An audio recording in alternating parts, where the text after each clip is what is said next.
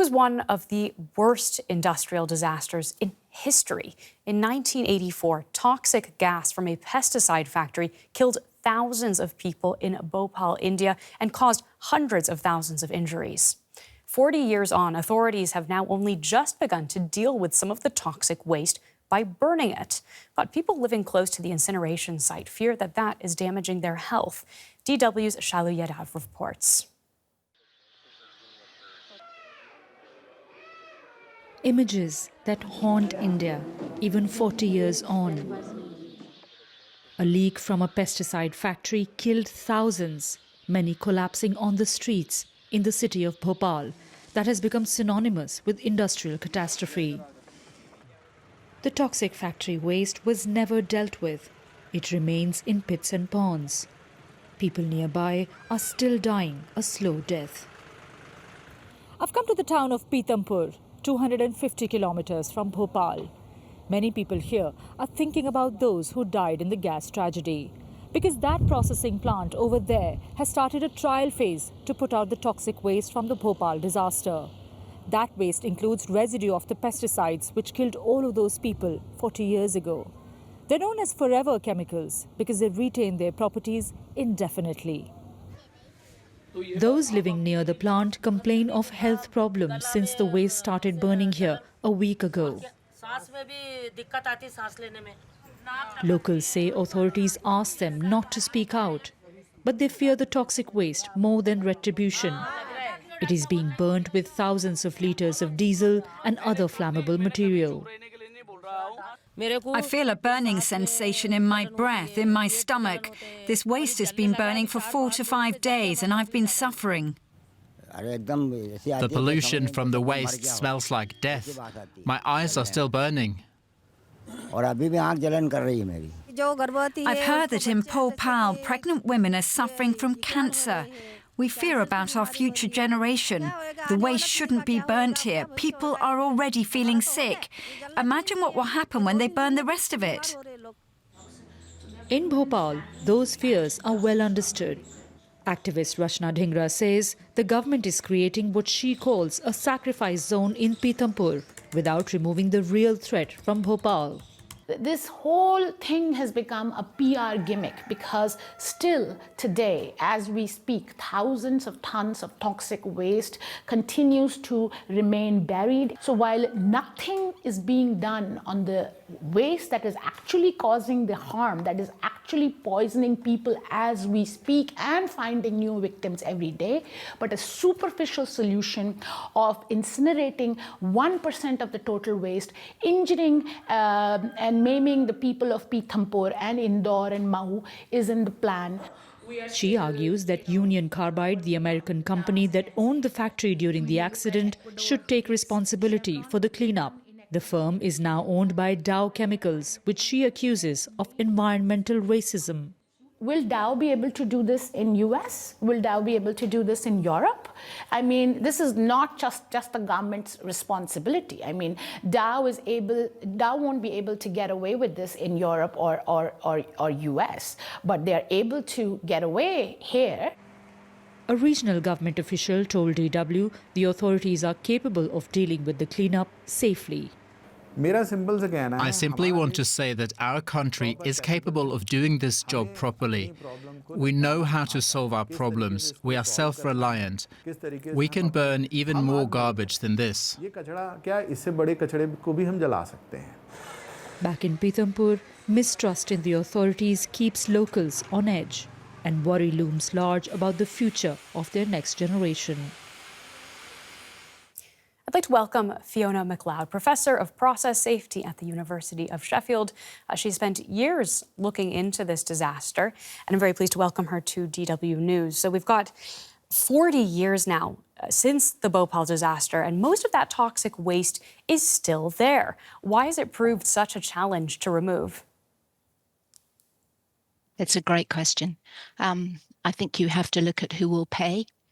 So in the 1989 settlement between the government of India, which represented the victims, and Union Carbide Corporation, no provision was ever made for the cleanup of the site. And what's interesting is this is not waste that is the result of the accident. This is waste that was created during many years from 1969 to 1984, when after the accident, the site was effectively abandoned. What do you mean by that exactly? How did this additional waste get there and could possibly be harming people? Okay, so most of the waste, as your report very rightly pointed out, remains on the site itself. So there were dumping areas in the site and there were solar evaporation ponds. I'm a chemical engineer. It's quite a common practice in hot countries to take your aqueous waste and evaporate it and then scrape up the solids. So basically using solar energy to do the job that you would otherwise do, use fossil fuels for. But that only works if you have properly lined ponds and you take the solids away. And especially in India, you have to cover those ponds during monsoon, so there's no runoff of toxic materials. And the materials we're talking about are really nasty. I mean, we're talking about mercury, we're talking about cadmium, we're talking about chromium, but we're also talking about persistent organic pollutants, everything from chlorinated benzenes to cyclohexanes, chlorinated cyclohexanes, to pesticide residues. And of course, the job of the pesticide is to kill. We're trying to target insects and protect crops, and they're used in tiny, tiny quantities, can be used safely. But in the large quantities in a manufacturing facility, you need very, very careful controls. And what about the way that part of it is now being disposed of? We heard in that report people with health complaints after this has been burned. Is burning a safe way to dispose of it? Who can say? I mean, let me put this another way. You have to understand your hazard, first of all. What is the bad thing that's going to hurt you? Then you've got to understand your controls. What temperature are we going to incinerate this at? What rate? What's our gas cleaning? How are we going to deal with the ash? And then finally, you make a judgment as to whether the controls are acceptable and the residual risk is acceptable to the society. Somebody must have done that calculation. Somebody must know the answer. So why not share it with the rest of us? Why not open it to scientific rigor? It's not enough just to say, don't you worry, it's all fine, we know what we're doing. Show us the scientific data, which says we've looked at the hazard, we've assessed the controls of the incinerator at Pithampur, and we have concluded that the residual risk is acceptable. Nobody has provided that information despite repeated requests.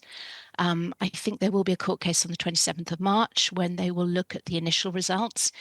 But the solution to pollution is not dilution. You don't burn it just by doing it in tiny, tiny, tiny amounts. And don't underestimate how much stress will be on the people around. They know about the accident, they know how many people died, they know people are continuing to suffer from the groundwater pollution around the Bhopal site. It's not surprising that they're not feeling well, whether that's to do with what's coming out of the incinerator or not. But it really is up to the authorities to show the scientific data which convince them that it's safe to burn this material. Don't forget, this is a mixture of reactor residues, dug up soil. There may be mercury present, which obviously you don't incinerate, it will end up in the ash. So we really need a scientific explanation of why anyone thinks this is safe to do. But it's a sideshow. What matters is a proper remediation plan for the millions of tons of contaminated soil on the Bhopal site and the solar evaporation ponds outside of the site.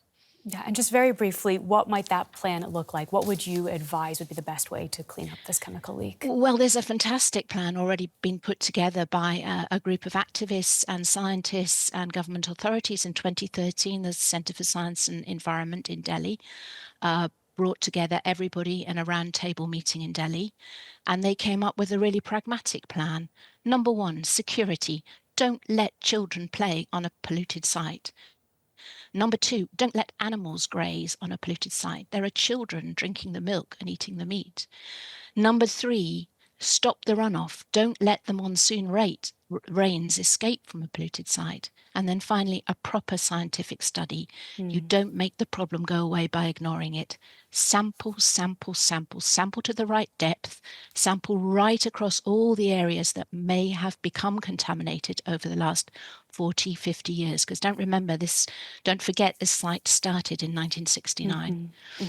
And only once you understand what your problem is, can you come up with a remediation plan. Look, this isn't rocket science. It's done all over the world.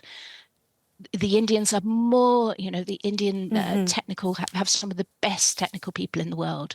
This is not a difficult problem, but it does require a grown-up, coordinated plan. Well, thank you very much for joining us. We've been speaking with Fiona Macleod, Professor of Process Safety at the University of Sheffield.